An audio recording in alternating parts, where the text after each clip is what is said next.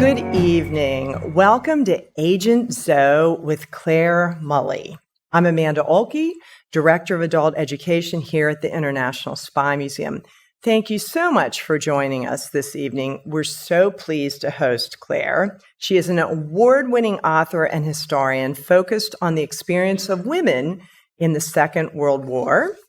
This is her fourth book, Agent Zoe. This is the U.S. launch of the book, and we are so pleased to be the site for the launch. We have two tremendous partners for this evening. We have the Embassy of Poland and the Kosciuszko Foundation. They have partnered with us to bring the story of Elżbieta Zawadzka out of the shadows. I'm not good at Polish. I've been practicing. Forgive me, everyone. I'm doing my best. And now I would like to welcome Katarzyna Rybka-Iwańska, who is the first counselor, head of communications and diplomacy section of the Embassy of the Republic of Poland. And she will make a few remarks and will not mispronounce every third word.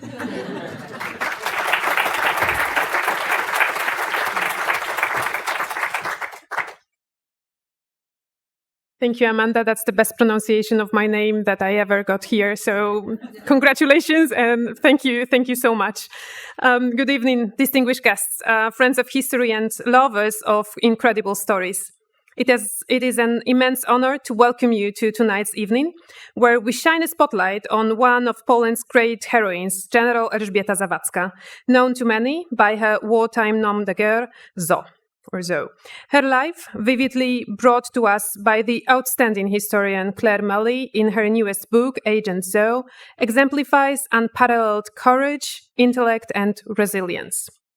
As a diplomat and as a woman, I am profoundly moved by the stories of trailblazing women who, often against immense odds, have etched their names into history. This year, we've celebrated many remarkable Polish women making headlines here in the United States. In San Francisco, the legacy of Tamara de Lempicka, yes, she was Polish, dazzles visitors in a spectacular exhibition at the prestigious De Young Museum, soon moving to Houston in February. Earlier this year, our embassy hosted an event where over 3,000 visitors discovered the genius of Maria Skłodowska-Curie, yes, she was also Polish, through a unique fashion show, 2 engaging exhibitions, hands-on chemistry workshops, and even molecular cuisine. Here in Washington, Poland's own Ewa Płonka, a soprano with a dramatic voice unparalleled in power and depth, captivated audiences at the Washington National Opera not once, but twice this year. And now, through Claire Mully's brilliant narrative, the story of General Elżbieta Zawadzka is poised to capture our hearts and imaginations. As promised to Claire, I will refrain from sharing spoilers or biographical details of General Zawadzka in my remarks. Let's keep them under top secret status until Claire declassifies them and brings Zoe's story to life in just a few moments. Ladies and gentlemen, I am thrilled to stand in International Spy Museum, an institution that ensures the world remembers not only the daring deeds of spies and codebreakers, but also their humanity and sacrifices. Poland's contributions to intelligence are prominently featured here, from the Enigma codebreakers, and here are some more Polish names for you, Marian Rejewski, Henryk Zygalski, and Jerzy Różycki, to figures like Ryszard Kukliński and Krystyna Skarbek. Claire Mully's earlier work on Skarbek, The Spy Who Loved, one of my favorite books of all, it was a triumph. And I hope this partnership between our embassy and the International Spy Museum will grow to spotlight even more extraordinary stories, particularly those of the many unsung heroines of history. On behalf of the Embassy of the Republic of Poland, I extend my heartfelt gratitude to Claire Mully for her dedication to bringing Zoe's story to life and to the International Spy Museum for hosting us this evening, and also for the Kosciuszko Foundation for partnering this project. May tonight's event inspire us all to reflect on the enduring power of courage, conviction, and the unyielding pursuit of freedom. Thank you very much and enjoy the evening. Ladies and gentlemen, Claire Melly. What a lovely introduction. Thank you so much, everyone. And thanks to the embassy for your support. Thanks to Amanda and the fantastic team at the Spy Museum as well. I am Claire Mully. I am the author focusing really on women's experience in the Second World War, a little bit in the First World War as well. But I'm here today to talk about my latest book, Agent Zoe, or Agent Zoe, as she's better known. So who was Zoe? Well, Zoe was the only person to parachute from Britain during the Second World War to Nazi German-occupied Poland. The only person to parachute that journey in a dress, because she was the only woman.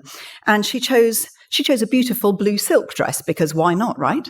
But actually, even that is relevant to her story, because as soon as possible, Zoe had to blend in to society in occupied Poland, and women are not walking around in trousers in 1940s Poland. So she had to disappear into the civilian population.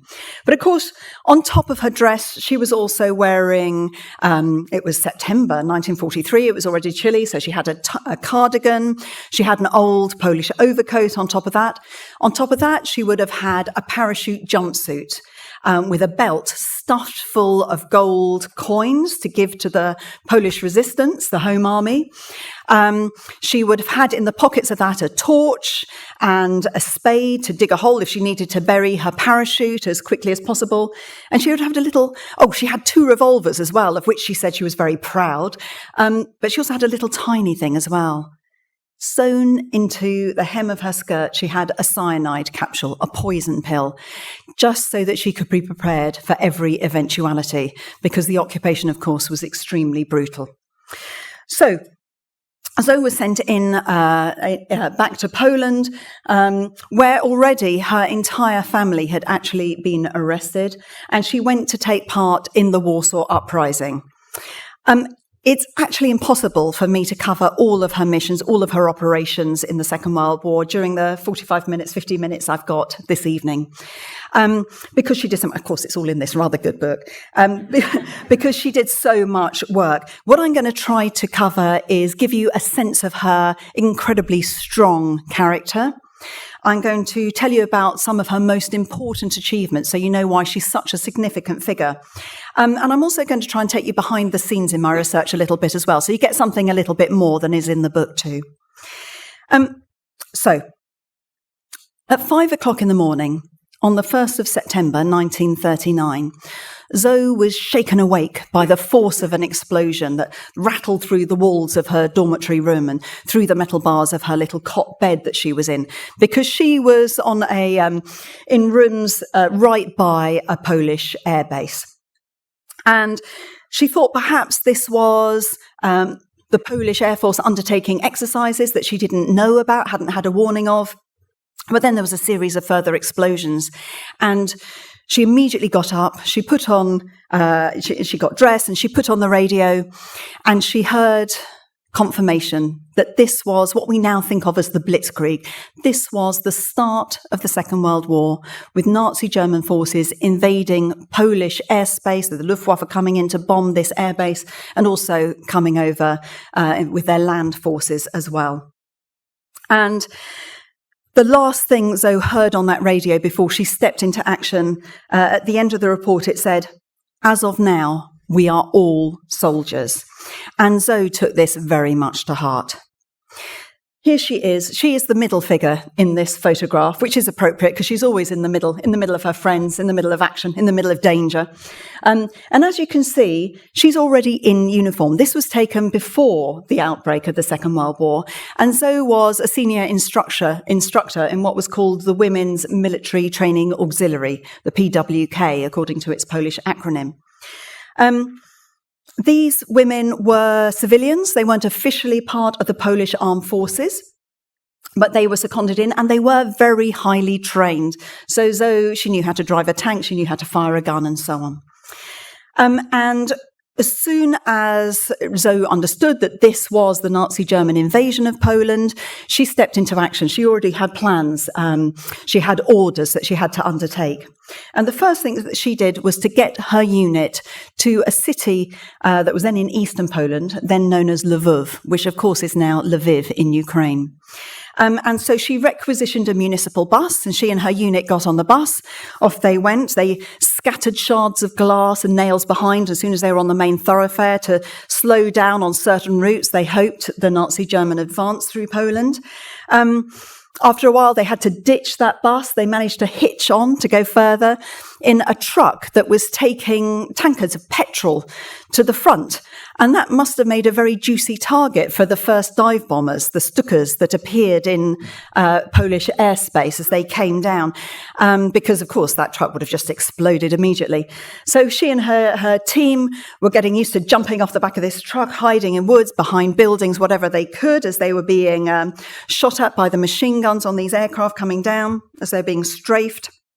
And eventually, her unit almost rebelled. They said, look, we're going into action, but do we have to wear our uniforms? Because it makes us much more vulnerable. You know, we're clearly a military target. And Zoe's like, we are serving. We're not taking off our uniforms at this point. So on they went. And eventually they got to the last bridge that they had to take to get across to Lvov. And already it was being mined, this bridge, by the Poles to stop it. It was on one of the routes they wanted to close down to prevent the Nazis coming forward, the Germans coming forward. And because they were in uniform, they were the last people allowed to cross the bridge because they were clearly military. So Zoe was absolutely right. So they made it on, and then they heard the bridge exploding behind them and the press of the crowds and the horses rearing up. And eventually they arrived at Lvov. And Zoe was put in charge of supplies, so shells and ammunition for the anti-aircraft machine gun nests and barricades, helping to make the barricades as well. And she was there in the first week of September. It took her a few days to get there with her members of her unit. And then, of course, on the 17th of September, Poland faced a second invasion. Little map for us. I think I've only got one map. So here we have the Germans coming in from the west. And then on the 17th, the Red Army, Soviet forces, invaded from the east. And I think it's often forgotten, actually, internationally, what a good defence Poland put up in the first couple of weeks of the war. But when the Red Army invaded from the east, they knew they couldn't continue to fight on effectively on two fronts in their country. So they took the strategic military decision to evacuate their forces out of Poland.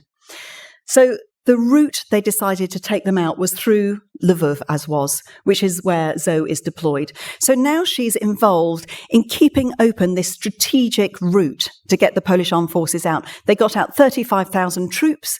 They got out the government. They got out the first Enigma code breakers. It's wonderful to look around the museum earlier today, and I saw an exhibition display on Marian Rejewski and the first Enigma code breakers.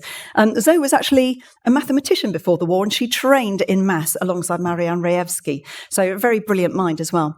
So she's involved there trying to keep this very important route open. And of course, Poland never conceded defeat. They never capitulated. So they got their armed forces, their government out south into Romania, then into France. Forces served in the Battle of France, and then when France fell, to Britain.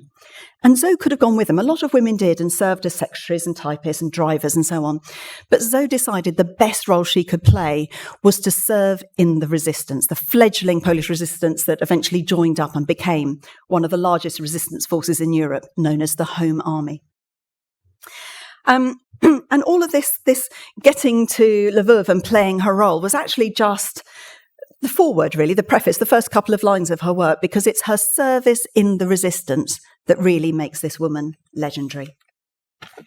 So who was she? Here she is. I don't know if you can spot her. She's the baby in her big sister's arms at the back there. Rather sweet photograph. Zoe was born in 1909, the seventh of 8 children in the Zawadzki family. And being the seventh of 8 children, she grew up used to fighting for her corner to get a bit of parental attention. She said that she sucked in patriotism with her first breath and with her mother's milk, which is a wonderful expression. But as I said, she was born in 1909 in a beautiful, historic Polish city called Torun. A lovely garrison town, very medieval walls, absolutely gorgeous. But when Zoe was born in 1909, that part of Poland had been annexed into one of its aggressive neighbours, the Prussian Empire, so an early German empire. And I think it's important to remember in this story that Poland has a history of centuries of being invaded and annexed and occupied by its aggressive neighbours, but also centuries of defiance and resistance and liberation. So when Zoe was born, that part of Torun was part of the Prussian Empire, being annexed, and she was legally German. And the empire was very keen to prevent Polish heritage, history, and culture from flourishing. And so her family was forbidden from speaking Polish. Her first language was German. And even her name, Elżbieta, is, of course, the Polish version of Elizabeth. But she had to be known as Lisa or Liesel, the German version of that name. So ironically, one of the things the Prussian Empire was doing, though they didn't realize it, they were doing brilliant training for a future double agent.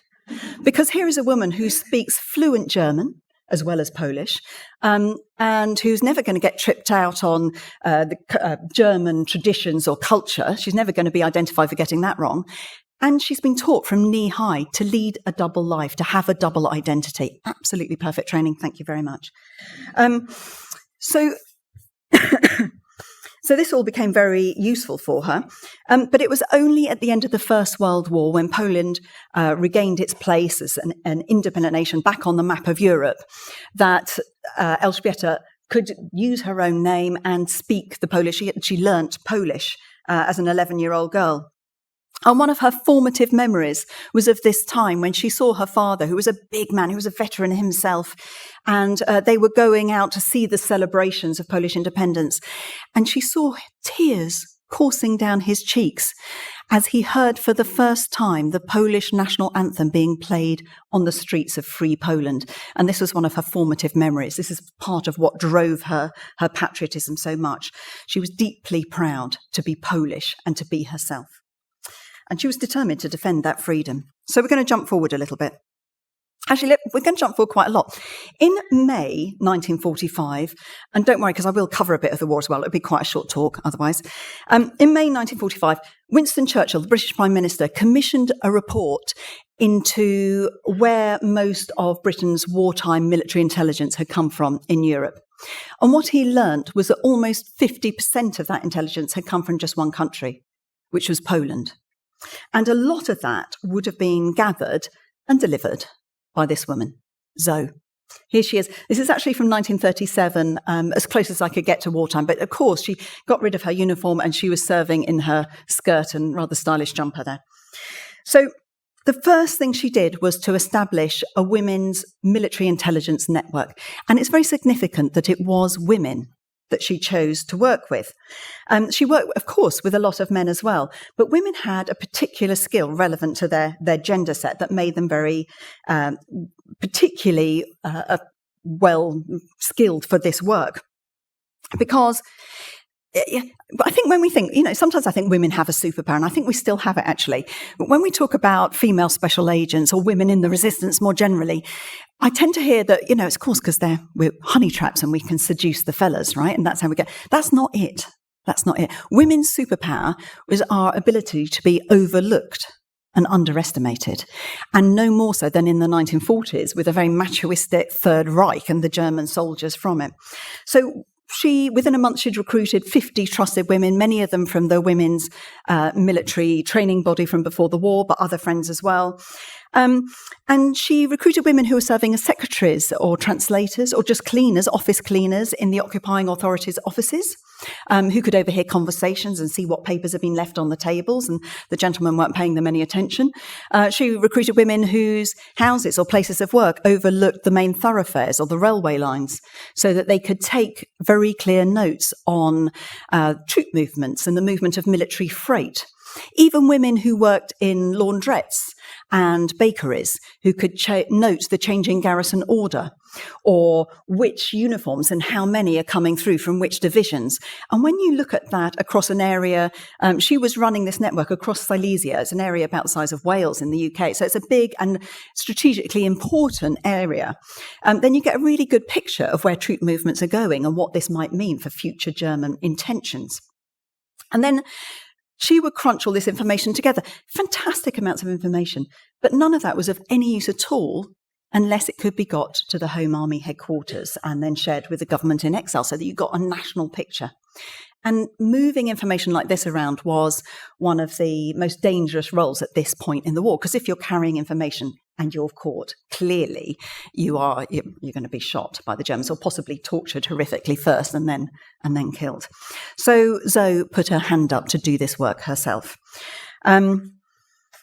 This, amazingly, we still have some of her equipment. So this is her clothes brush. Now, she would keep most of this information in her head so that there was no record, no physical record of it.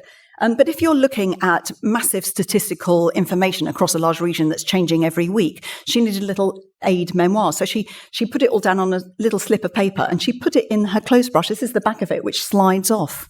And then she could carry the information like that. I love the fact that in the 1940s, women could keep a clothes brush on them on their train journeys, and that was seen as normal. Maybe I'll be a bit neater. I should try that. Sorry, Spy Museum. I'll do that next time.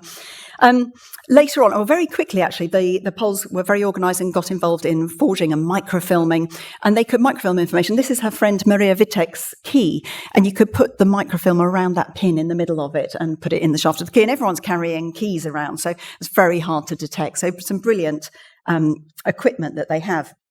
Nevertheless, when the Germans found out what these women were doing, like Zoe, their response was invariably very brutal. I can't tell you all of the incidents that she was involved with, but I want to give you a flavour of the danger that she was facing. So there was one occasion where she managed to deliver some information. Well, she handed over her microfilm and then she was given a block of money, dollars, to take back to the resistance to pay for, equipment, weapons, bribes, and so on. So she was taking it back in her bag. She was sitting on a train. And on this occasion, it was quite early on in the war. She was travelling on what they called fingers, which were stolen papers. Early on, the Germans just used fingerprint identity. So they was called fingers. Later on, quite soon, they were using photographs and so on. It all got a little bit more sophisticated.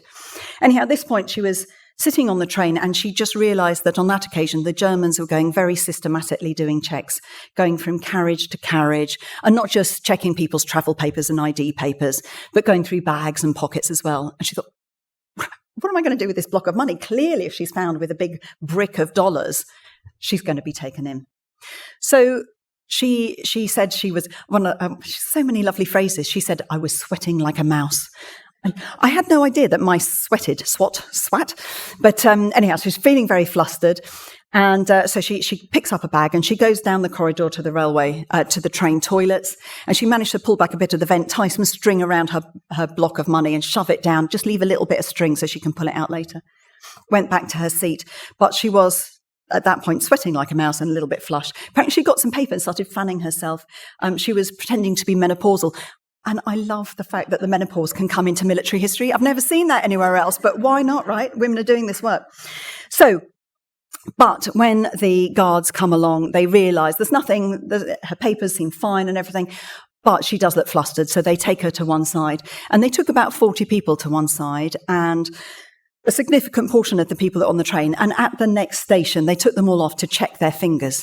So Zoe's now really flustered. All she can do is she goes to the back of the queue to try and buy some time. What's she going to do? The Germans get out an ink pad and they start fingerprinting people to check against their fingers' papers. But the Poles don't want to help the Germans. I mean, they don't want to do anything that's going to mean that they're going to be shot themselves, but they're just delaying and making things slightly difficult for the Germans. And the people on the train, a lot of whom are German, are getting frustrated now because of this long delay.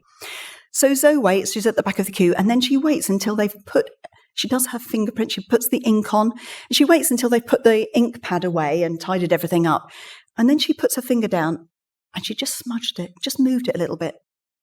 And they couldn't be bothered to get the ink pad out again. that little moment, that thought, that saved her life. Back on the train, off she goes. So that just gives you a flavour of what she's doing. And soon she was crossing wartime borders. She became one of the most important couriers. She kept count. Someone said she was like a weaver's shuttle. Someone else said like a whirlwind. And when she stopped counting the 100th time she crossed a wartime border, she thought it might be unlucky to keep counting, but she still kept going.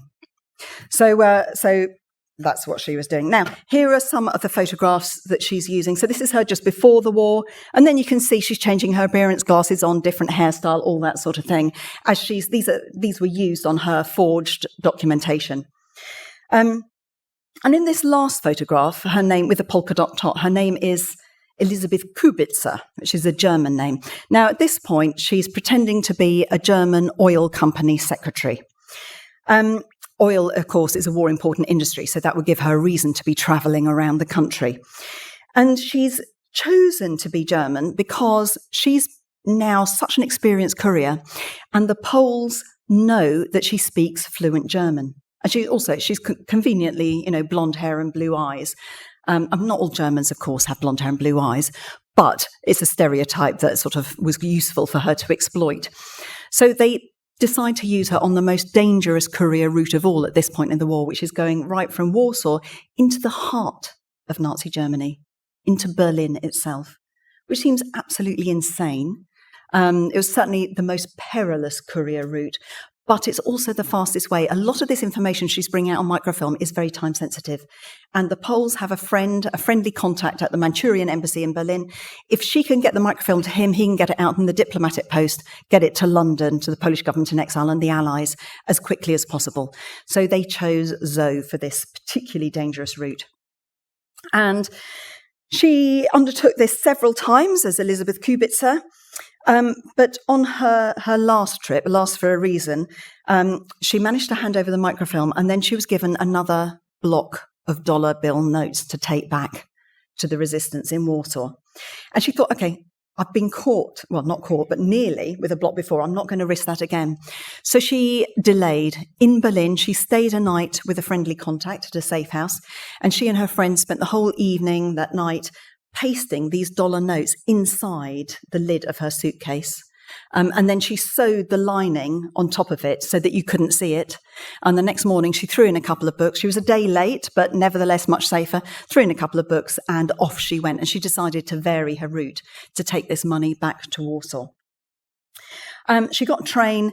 Instead of going straight to Warsaw, she went via an industrial town where her younger sister, Clara, lived. Clara was very close to Zoe. They're very good friends. Zoe had actually brought her into the resistance, so felt very responsible for her. Clara was her youngest sister, the last of the Zawadzki children.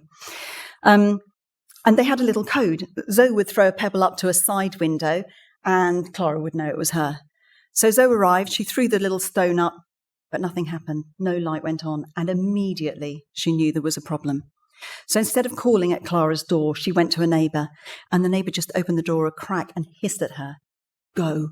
They've arrested Clara, and they're waiting for you. There's a Gestapo officer in her flat. Go." And so Zoe had this awful moment where she felt so responsible for her sister, but she knows it's not going to help her sister if she gets caught and the Germans get this suitcase full of money. So she just had to turn on her heel. And perhaps what she should have done is just hide herself as effectively as possible immediately. But the first thing she did was she managed to stow that suitcase where she knew it would be picked up by the resistance so that that money wouldn't be lost. And then she managed to issue 2 warnings to the local resistance group, one by hissing it to a woman in the street and the other by passing a little scribbled note, so that she would give them the chance to realise that the network was being broken. And she would have saved many lives by doing that. And only when she'd risked her life for many hours to deliver those warnings did she decide to disappear herself.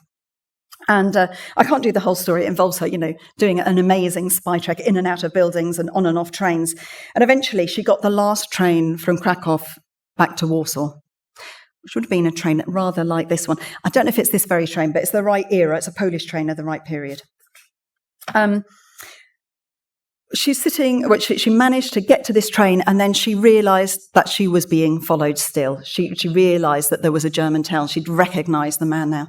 So she got into a carriage, and then the carriage door opened, and this man got in and sat down opposite her. And she thought, okay, the only reason they haven't picked me up so far is probably because they're waiting for me to meet someone else and they think I'll betray someone else. If I get to Warsaw and someone recognises me, that might happen. So I will have to take my own life. I mean, she just didn't know what else she could do to protect her unit. But she didn't really want to die. Nobody wants to die. So she just waited, and she's stressing out. And then the early hours, she's thinking, what can I do? And then eventually she thinks, well, that's only one thing for it. So she took off her jacket and took off her shoes as if she was just settling in for the night. And then she walked down the train corridor towards the toilets. And as she did so, she passed the windows and she could see telegraph poles whizzing past. And the train wasn't slowing down. They weren't nearing a station or anything. But she just had to take the risk. So when she got to the passenger door, she suddenly opened it and threw herself out of the moving train. She has a terrible time with trains during the war, bless her. One of the things I love about her is she has this great sense of humour as well. And she later told a friend, in moments of mortal danger like this, I thought of cowboy and Indian literature, of which I was very fond of as a child. She said, the thought occurred to me that these cowboys jump up into the air to slow down their momentum. So I tried to jump up. But of course, she just landed down very hard and very fast. And she kind of smashed her arms up a bit. But she was fine. She hadn't been hit by a telegraph pole. She hadn't fallen under the metal wheels of the carriage behind and been killed. And above all, she hadn't been caught by the Germans. And she hadn't betrayed herself or her colleagues. That's just one of the escape stories that she undertook. Now, at this point, Zoe knew that she couldn't continue to work on this route. The Germans had obviously got her. They would now know her face, probably got her false papers. So she was hoping that she could still be of use. I mean, she's got no false modesty. She knows she's very valuable to the resistance, but even she wasn't expecting the honour of her next orders. The commander-in-chief of the Home Army, at this point, General Stefan Grot Revetsky, appointed her as his personal emissary, the only woman, as far as I've uncovered, to serve as a personal representative and emissary of the commander of an Allied army. And she was sent with 2 vital microfilm, hidden, one in a key, one in a little brass cigarette lighter, over nearly 1,000 miles of enemy-occupied territory from Warsaw to London. So this is her route. She starts off in Warsaw. I can't do all the stories, I'm afraid. The first thing she has to do is go back into Berlin, even though she knows that's the route that she's most likely to be recognised on. But that's the fastest way to go. So she just undertakes her journey.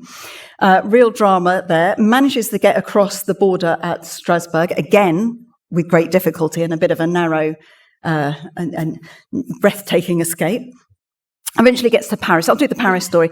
She gets to Paris. Again, she's travelling as a German oil company secretary on her false papers.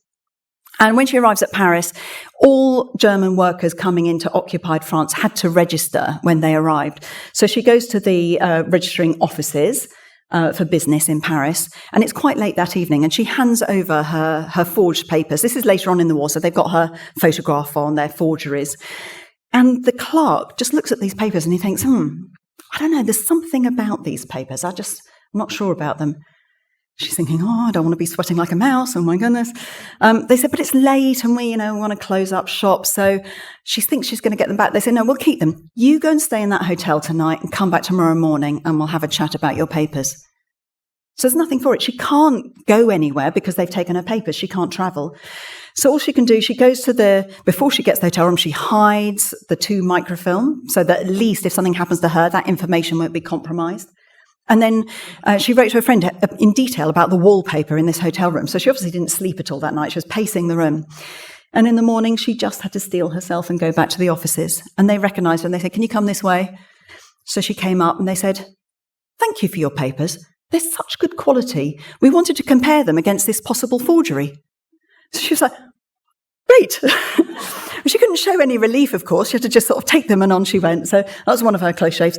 From Paris, she had to get across you can see the white line there, that's the demarcation zone into what was then Free France, collaborationist Vichy France. And she decided the best way was to hide in the water tender of a steam train. And she chose Pierre Laval's train. He was the collaborationist Prime Minister of France. She appreciated that there'd be less checks on his train. So she hid in the water tender, that big container of water for the steam train. which was fine until they filled up the tender and she was nearly drowned. She did meet a couple of members of the French resistance in there, though, so that was quite fun. Anyhow, she made it across. Eventually, she got, I can't do it, there's lots of drama, but she gets to the border at Tarascon with Spain, where the Pyrenees are. And she was she'd hired a guide to take her across the High Pyrenees. And when he arrived, she was waiting at the hotel and she recognises some of the French resistance guys who've turned up. Obviously, the guide's going to take the lot of them. And then a couple of border guards, German border guards, arrived.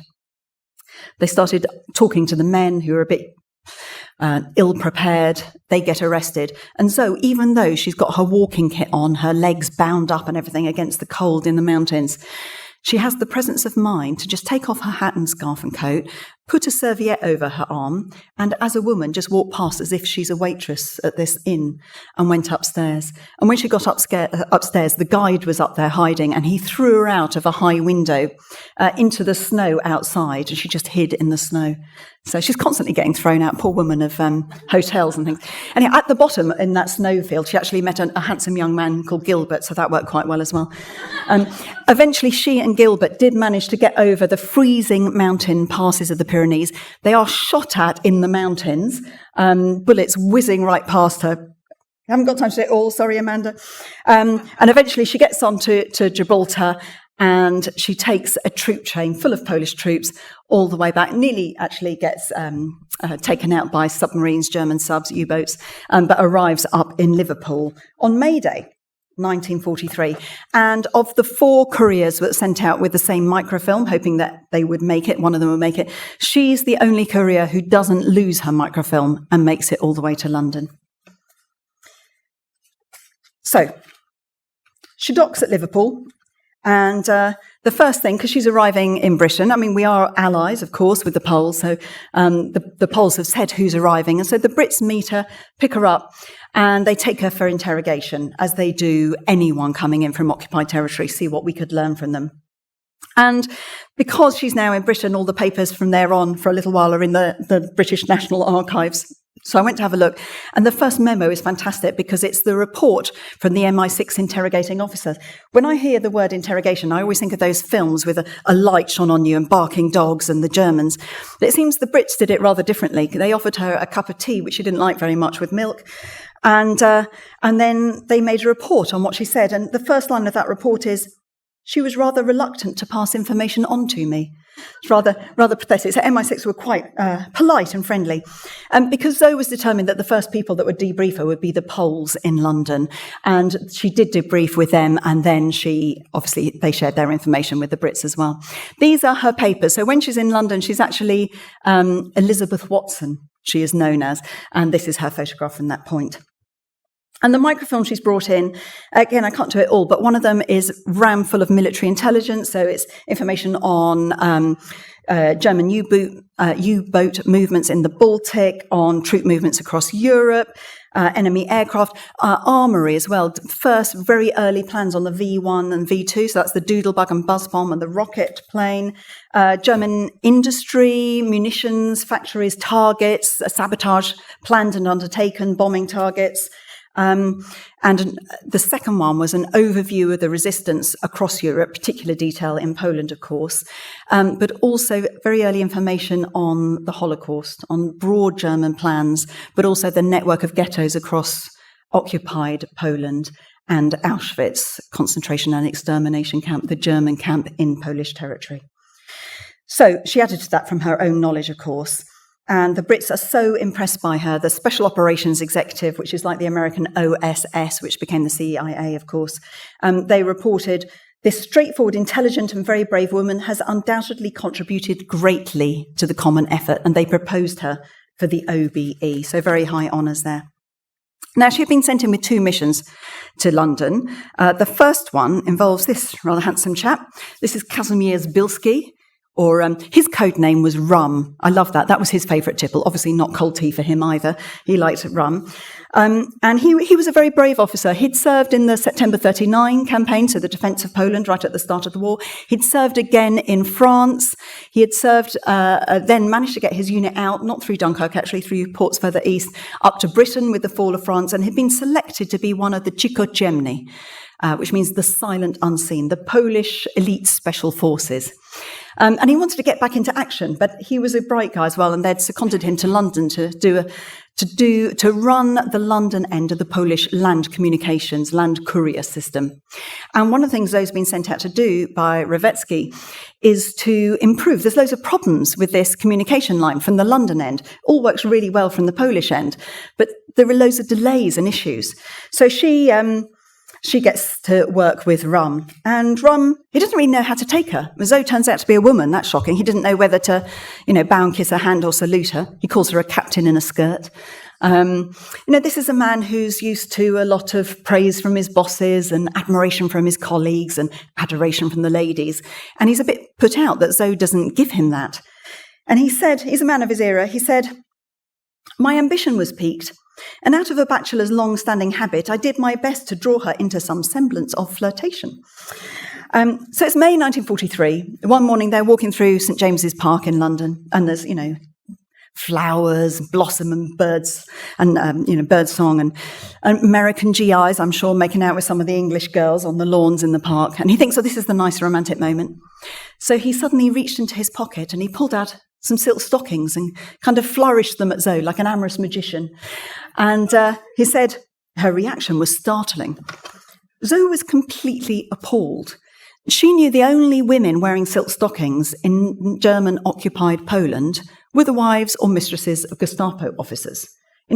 There weren't silk stockings available on the market. There wasn't enough food available on the market in Poland. And she realizes the problem is that this guy and his team have no understanding of occupied conditions. Brilliant serving in the front line in the field, but haven't experienced the occupation at all. Zoe's brother has now been arrested and is in Auschwitz. Her sister, Clara, had been arrested and is in Ravensbrück concentration camp. I can't tell you all the stories, but Clara's story is extraordinary. And there's a lovely photograph of her in this book after the war getting married to a nice chap, so don't worry about Clara. But extraordinary story. Rum doesn't have any of this experience, and the problem is that while Zoe and her team are working day and night as couriers, risking their lives every second, on a Friday afternoon, Rum and his team clock off at 5 o'clock and they don't start work again till 9 o'clock on a Monday morning. So can't believe it, and he doesn't really understand it either. And she really has to explain to them quite forcefully what this issue is and that they need to keep working.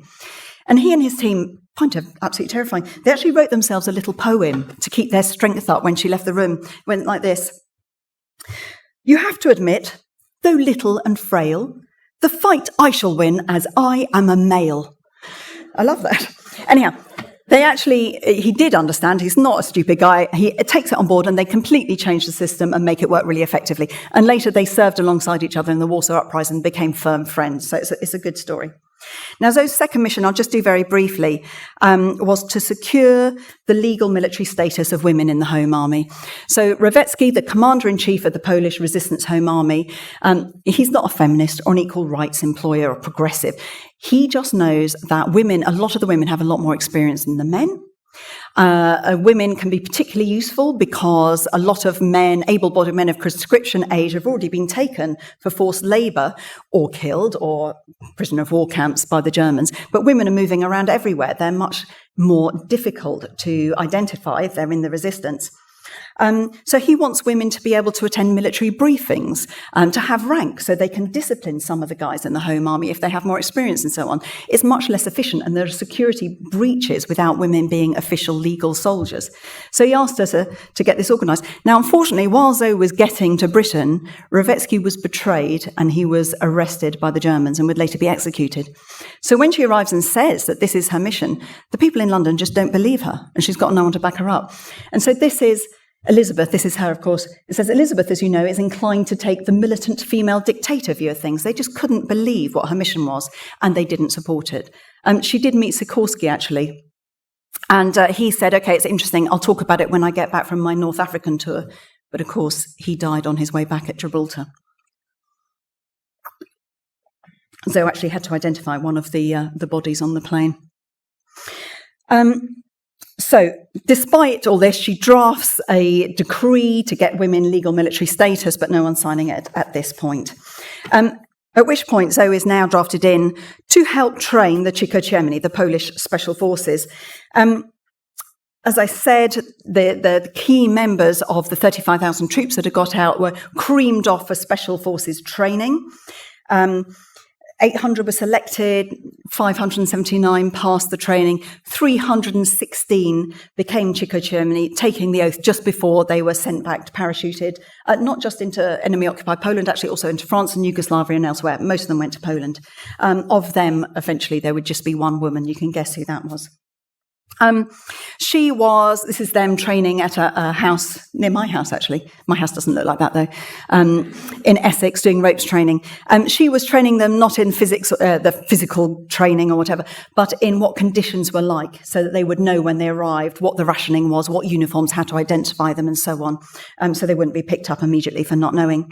And then she was thanked for her service, told, no woman's done so much. You're fantastic. Can we thank you by giving you a flat in London for the rest of the war? She was like, what are you talking about? I've got to go back and serve my nation. And they said, well, unfortunately, you can't go back because there's only one way to get back to enemy-occupied Europe, and that's the parachute. And obviously, you're a lady. She does her parachute training, again, very dramatic. I mean, the subtitle is Fearless World War II Resistance Fighter, but I think it should be courageous, really. She's terrified of heights ever since she had to jump from that moving train. So parachute training is absolutely terrifying for her, but she overcomes it. She does it anyhow. That's courage. So she undertakes her parachute training, and then she has to wait for the right combination of full moon and good weather to be flown back. And she's actually put up with this lady here who you may have heard of, very famous in Britain. Her name is Sue Ryder. Then she's Baroness Ryder of Warsaw. And she was in the First Aid Nursing Yeomanry, which is a bit like the PWK in Poland, so an affiliate women's group, not part of the British Armed Forces. And Sue wrote her memoirs about Zoe. She said, she of course knew her as Elizabeth. She said, we admired her all the more because she was courageous rather than fearless. And it was Sue who went to see Zoe off at the airfield on the 9th of September 1943 to Bedfordshire Airfield to a 4-engine British Halifax bomber to take Zoe out.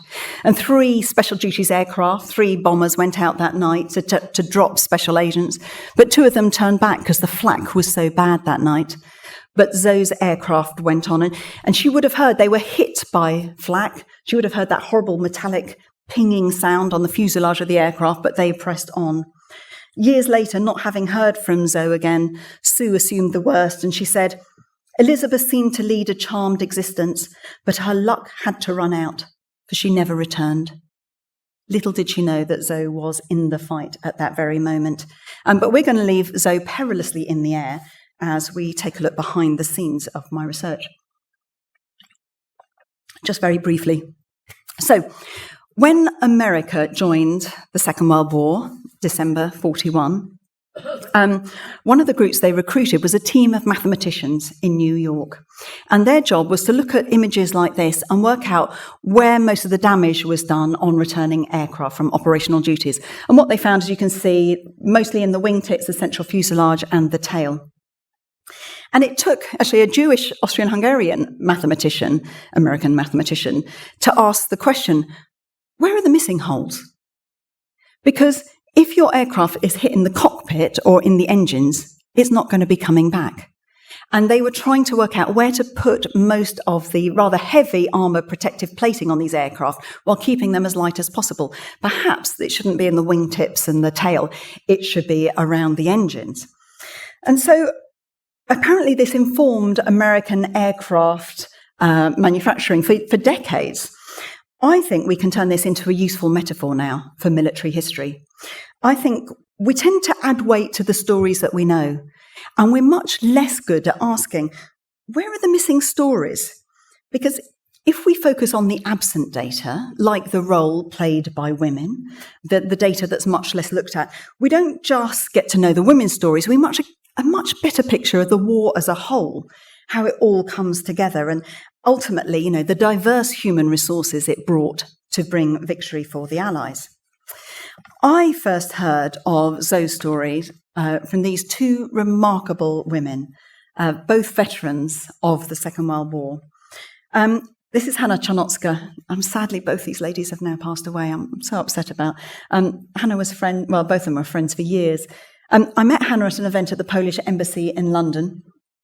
And I asked, you know, what she was doing there. And she said that she was a veteran of the Warsaw Uprising. She had served when she was a 16-year-old girl. And she hadn't served with a gun in hand. She was only 16. But she had been sent out to get medical supplies from across the bombarded city and bring them back to the field hospitals in basements and cellars. And she said one day she went out, she managed to get to the university, and she found 10 glass bottles of methylated spirits. Brilliant, could be used as antiseptic. So she put them in her backpack and she was running back to the field hospital when she was caught in a German incendiary bombing raid, a firebombing raid. And suddenly she felt some shrapnel smash into her back. But she was protected by these glass bottles. And then she looked at me and she said, "Claire, I knew I was going to die then because I had this odd sensation of the meths soaking through the bag, soaking through my shirt, and suddenly I was freezing cold in the burning street. And I knew I was a petrol bomb soaked full of meths." But she just kept running. And she made it. She managed to get back to the field hospital. And all they said when she got there was, "You've broken one of these." So, I mean, that was the conditions of it. So I was so humbled by her story, a remarkable woman. And she said, "What are you doing here?" And I had this slightly embarrassing, well, I've never been a veteran at all. I wrote a previous book, The Spy Who Loved, about Polish-born woman Krystyna Skarbek, who became Britain's first female special agent of the war. And I was being recognised for that. She said, "Oh, yes, brilliant. Skarbek was a wonderful woman. Congratulations. But for goodness sake, why didn't you write about Zoe? You know, she's the real Polish heroine." And I had to say, I'm so sorry, I'd never heard of Zoe. So that was the first time I'd heard her name. I said, "If you don't know Zoe, you need to talk to Marzena." This is Marzena Szebel, another veteran of the Warsaw Uprising. She was a scout. She actually got out of the old town through the sewers underneath the city to areas still held by the Polish resistance. And of course, that was incredibly dangerous because the Germans, when they knew what was going on, they would pull up the manholes and chuck down a hand grenade or petrol and then light the slurry ablaze. And she came out with a group of young men and women. And she knew Zoe. And she said, "Yes, she was a fantastic woman. She was so strong, Claire. She could do anything." And then she said, "Except wear makeup." I thought, "Oh, okay." And Marzena had this beautiful bright red lipstick on. But yeah, she said how inspiring she was. And I thought, well, if these two incredible women rate Zoe so highly, I really need to find out a bit more. So off I went, and here we're going to pick up Zoe's story. So I went to Poland to try and follow in Zoe's footsteps. So the first place I went to is this field, which was where Zoe landed by parachute. Of course, when she landed, it wasn't daytime, it was moonlight. She'd have had to pull up her parachute, which would have caught on the dewy, wet grass. But now she's recognised there. You can see in the end of the second row, these are all the people who were parachuted there in the Chico chimney. Hers is the last name there in the second block. And my translator and I, we laid a wreath for those, many of whom did not survive the war. And then we went on, we were going on to Warsaw, to the archives there. But we saw on the map there was a convent on the way called Szymanów Convent. And I told you I can't tell you all the stories, and I can't tell you this one, but I know twice she had to hide, lie low during the war, and she chose to do so at Szymanów Convent, pretending to be a postulant, a trainee nun. So we decided to stop and have a little look. And it's still a convent, private building, beautiful, used to be a palace.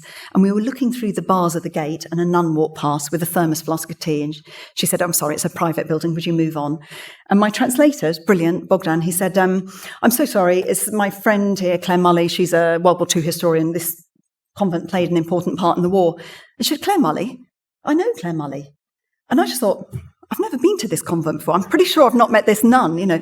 And she said, she wrote this book about Krystyna Skarbek, The Spy Who Loved, who went to school as a little girl in the convent school. I was like, "That's right." She said, "Come in."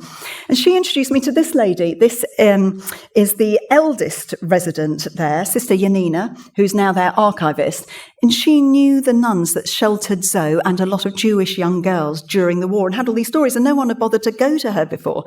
So it's just one of those amazing moments where you're getting this new original stories, which was fascinating. Of course, I did make it to the archives in the end. This is one of them. This is at Torun. This is the General Elżbieta Zawadzka Foundation. This lady next to me, I'm laughing. I'm always laughing, sorry. This is her niece with the dark hair. This is Dorota, well, her cousin really, but they had an aunt-niece relationship, Dorota Wakarecki Zawadzka. And all these women had actually known Zoe, and they had these incredible stories and really good cake as well. They kept bringing in every day. It was great. And they also had loads of artifacts like this. This is Zoe's own Home Army armband. This is her uniform, if you like. Now, the reason Zoe had been determined to get back to Poland was so she could take part in the national uprising, the Warsaw Uprising. And this was highly planned. They decided to launch it on the 1st of August, 1944, so 80 years ago this year. And that was because we'd had D-Day then in June, so there were Allied forces coming in from the West, American and British forces coming in from the West into continental Europe, but also the Red Armies coming down from the Eastern Front. Everyone's pushing the Germans right back to Berlin to surrender and ultimate defeat. And the Poles knew they wanted to liberate their own capital rather than, so they could welcome the Red Army as equals, rather than liberators to whom they were beholden. And they were also, of course, desperate to kick the very brutal German oppressors out. They thought it would take a couple of days, but yet they were prepared to last for 2 weeks. And Zoe's role had been to organise the supplies, medical supplies, food, later water, and so on, as well, for the front line. She was very cross not to be in the front line herself and have a gun in hand. But immediately, everywhere was the front line as the Luftwaffe bombed the entire city. The uprising, the start date was meant to be 5 o'clock on the 1st of August. And at 4 o'clock, an hour early, she pulled this armband on over her shirt sleeve and went upstairs in her building and looked down out of the window over the last hour of occupation. And she saw a group of young men running around the corner, obviously to go to their starting point for the Warsaw Uprising.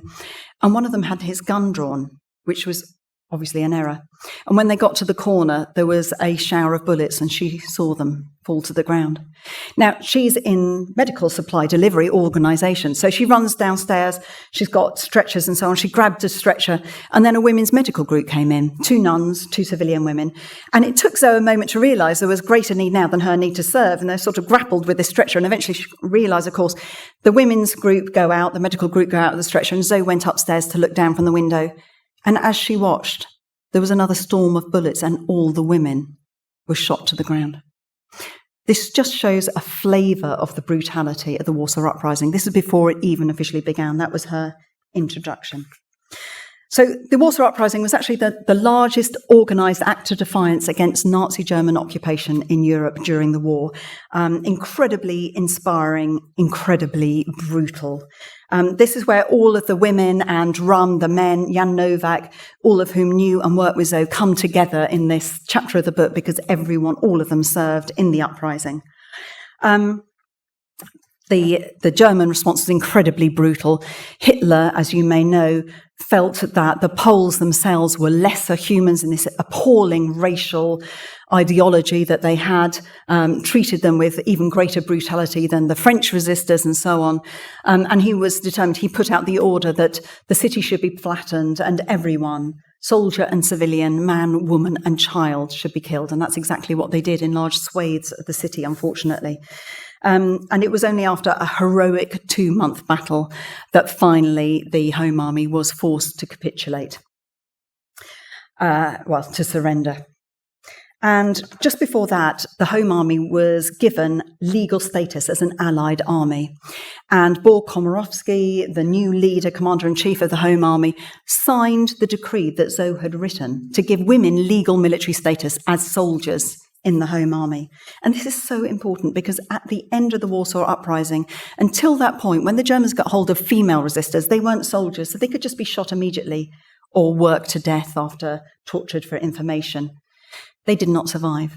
But at this point, they suddenly had protections under the Geneva Convention. The Geneva Convention had never envisaged women as being soldiers, so it had to be explicitly written in, which is what Zoe's decree did. And so now the only time in the war, Nazi Germany set up prisoner of war camps for female units, 2 camps. And that's why Hannah and Marzena survived the war, among many thousands of others.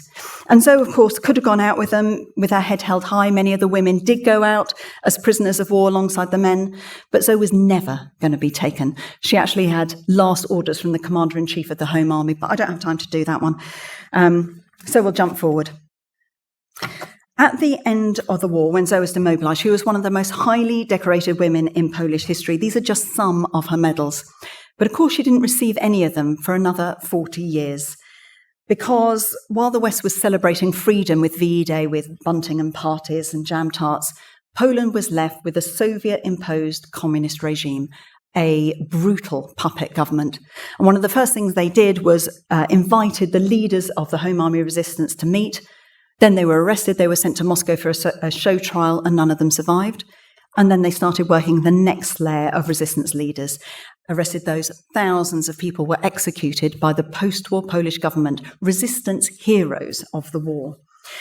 And in 1951, the communists realised that actually women had played a key part in the resistance as well. And in 1951, I mean, this is one of the great ironies of those stories, that she's a hair's breadth of being arrested by the Germans throughout the war. She served from the very first day to the last day of the war. But she always got away. In 1951, she's arrested by the Polish government, the communist government, and she's given an appalling trial, and she's sentenced to 10 years in prison. And she's tortured brutally. But she didn't talk, and she survived. One of the most extraordinary interviews I did was with a woman who shared her prison cell. It was remarkable to speak with her. She said how Zoe could endure everything, nothing could break her, and she helped us all to survive. She gave us confidence. She gave us self-respect. Even when the Soviet-backed Polish communist government released Zoe earlier than 10 years, she served about 6, they made sure her story was hidden. So this is why we don't know her story. It was deliberately covered up. This is why we need to put it back into the books. And uncovering her story took me to many places. This is at the Cafe in the World War II Museum in Gdansk, where I met this chap. This is Andrzej Drzymski. He was Lech Wałęsa's press secretary before, during and after Solidarity. And he was a journalist in the 1980s, and he interviewed Zoe. So I met him to have a chat. Halfway through, he said, would you like to hear her voice? And he pulled out his tape deck, still with his old Solidarity sticker, and these tapes. And I was like, yeah. So he put them in, and there she was, a lovely soft Pomeranian accent, but, really emotional, pounding on the table. And then the tape came to a close and it clicked stop. And then this martial music blared out. We were being hushed in the cafe. I said, I'm sorry, Andrzej.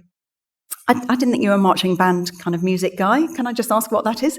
And he said when he was recording her, it was illegal to have blank tapes. It was illegal to record people like Zoe and her testimony.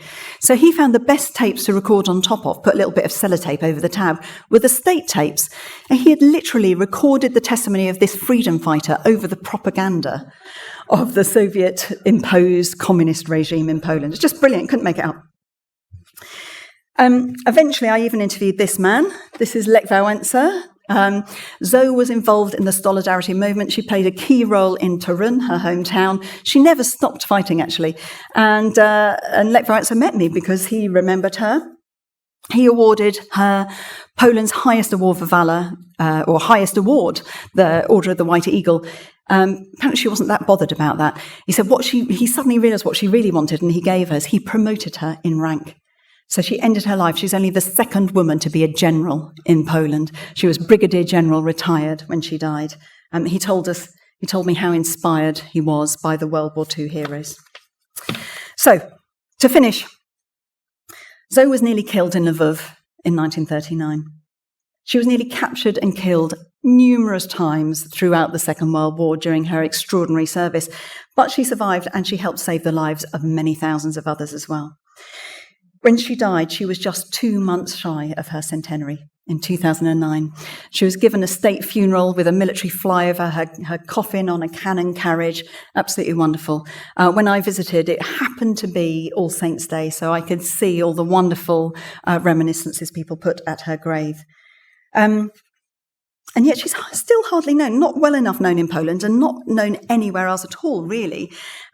She's remembered on one memorial in Britain. This one here, I was there for the unveiling of Prince Charles, as he was then, unveiled it. And it's got Christina Skarbek on as well. Hers is the last name you can just see on the bottom. This is all the women who were parachuted from Britain into enemy-occupied Europe. Hers is only the last name because she's a Z, okay, it's nothing else. And then there's this sort of equivalent-ish obelisk this is outside the Warsaw Uprising Museum. You can see behind me and it there.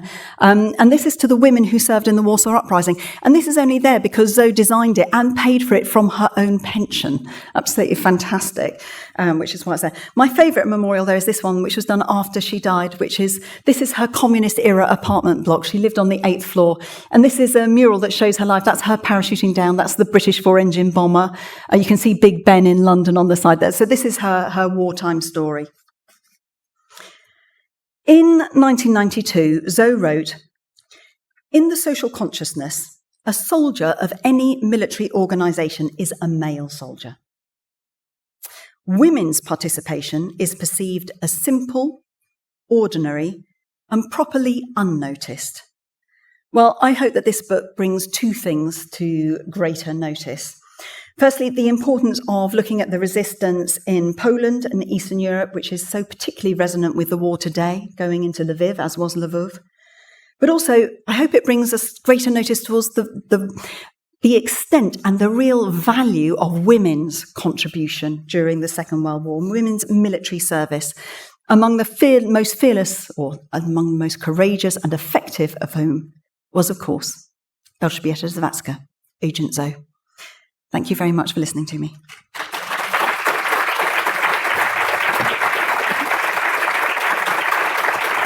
Thank you.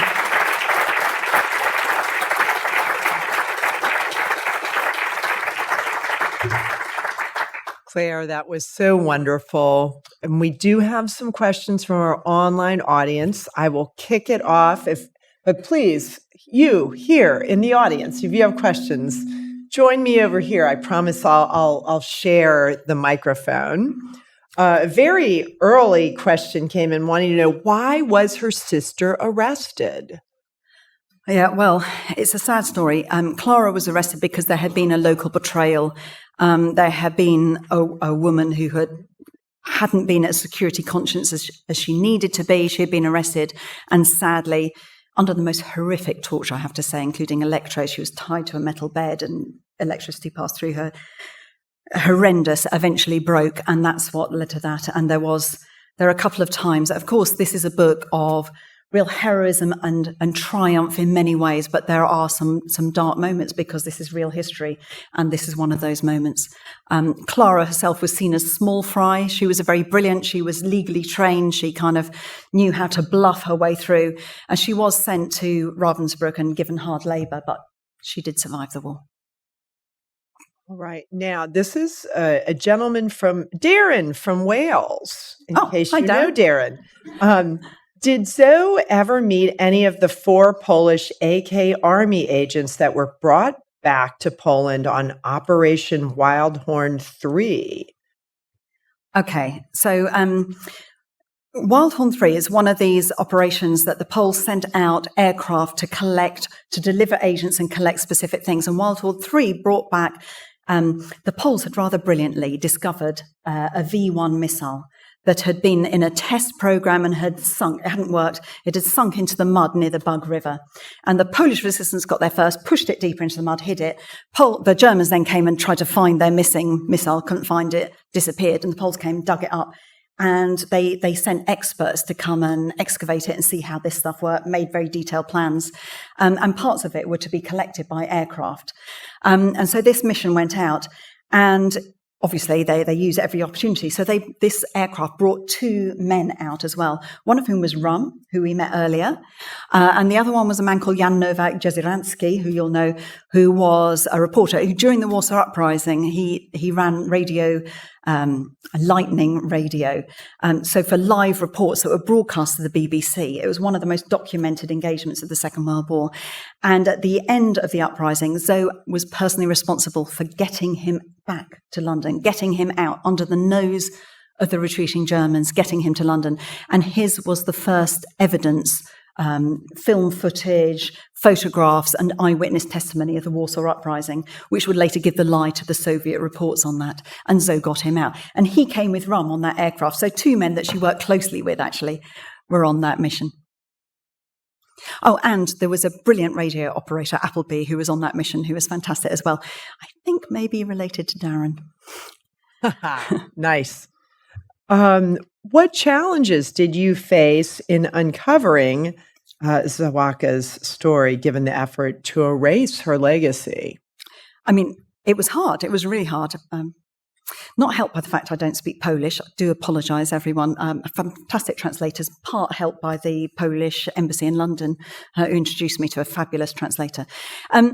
It's really interesting. When you go to the archives, the state archives in Poland, when I go with a translator, and I've used various translators, and quite often they say, this is not the history that we were taught at school. You know, maybe they're in their 30s and they grew up under a different regime.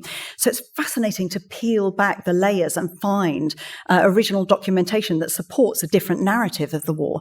So that's part of it, part that it's just not being told, and partly because it's the women. So one of the reasons we know Zoe's story is because after the war, after she'd been arrested, one of the things she did was interview all of male and female resistance fighters. And then she would kind of triangulate. She did it very systematically. She said, well, if he was at that battle, maybe they'd have known this person or that person, and that operation was going on. And she kept records of it all in her terrible handwriting, very, very good handwriting, sorry, Zoe, on the backs of envelopes and things, which is at that archive in Torun. And she was arrested for that because that itself was considered seditious by the communist government. She was arrested a second time in 1976, but she managed to hide this information. And it's only because of that that we know a lot of the roles that the women played. So I'm indebted to Zoe on many fronts, yeah. All right, last. Come on up here. No, do it. Sorry, I didn't want to claim the last question, but I'll be last after okay. you. So such incredible bravery. Thank you for bringing it to us. Pleasure. How, if she'd done half the things that she would have done, we would have been admiring her bravery. What drove her? Is there something early on? You mentioned her patriotic father, but what was it that made her keep going above and beyond? Well, you know, Andrzej Jasimski wanted to write a biography of her, and he drafted a bit of one chapter, and she said, no, you can't do that because it's all about me. And you know, of course it was a biography. But she said, but I work with a group of men and women, largely, you know, both. And it's a shared endeavour. She's not the only extraordinary story. You talk to any Polish family and their aunt or their grandfather, they will have stories like Hanna Zanoka, a 16-year-old girl running through a firestorm. Extraordinary stories. But and what I've tried to do with this book, I look at a group of 5 women that she worked closely with, Amelia Malesa, a doctor who also ran female sabotage units. They called these women the bombs. The men said they were really brilliant because they could blow up anything. And if you get blown up, they'll also look after you. And if they get blown up, they're light to carry. So, I mean, all these women in all these different roles, and I've brought them together through her story. She's the main force, but it is about a collective effort. So she's not the only one, but actually I do think she is one of the most remarkable. What inspired her? What inspired all of these women against the odds in the face of such brutality?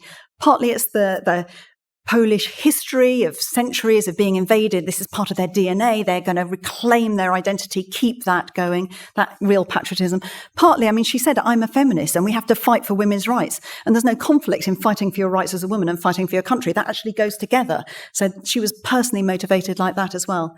But I think also just the brutality of the Nazi German occupation and the Soviets when they came in as well, you know, Katyn, the brutality of all of that. What option do we have? Let's fight to the end. And she was, as much as any man, of course, she was part of that. Oh, thank you, Clara. That was wonderful. Oh, thank you. My privilege. Her. First question. How long did it take you from the moment you learned about her to accomplish the goal of writing a book? Yeah, it was 3 years, 3 very intense years. My husband's sitting just there. He is the most patient and supportive man you can imagine.